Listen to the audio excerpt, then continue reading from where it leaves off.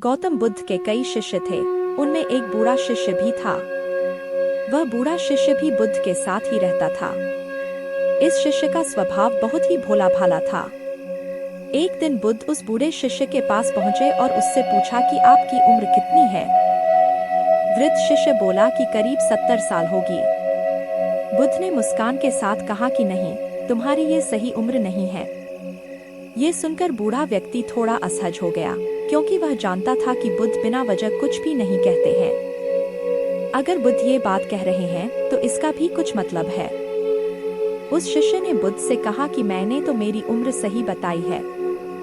मेरे बाल सफेद हो गए हैं, दांत गिर गए हैं, मेरे पोते पोती हैं, मैं 70 वर्ष का ही हूँ।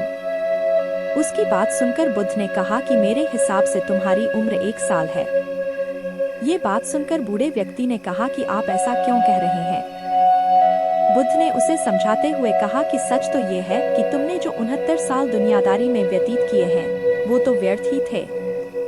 जब से तुमने धर्म को खोजना शुरू किया है, जब से तुम सदाचारी हुए हो, जब से तुमने ध्यान करना शुरू किया है, तब से ही तुम्हारा जीवन शुरू हुआ है और ये सब तुमने 1 साल पहले ही शुरू किया है, यानी तुम्हारी उम्र 1 साल है।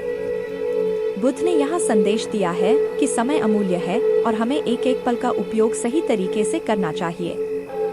आमतौर पर लोग अधिकतर समय व्यर्थ कामों में खर्च कर देते हैं, जबकि हमें ऐसे काम करना चाहिए जिनका कोई अर्थ हो। हमें रोज सोचना चाहिए कि हमने आज कौन कौन से अच्छे काम किए हैं, हम कितनी देर ध्यान कर रहे हैं, शांति पाने के लिए क्या कर रहे हैं।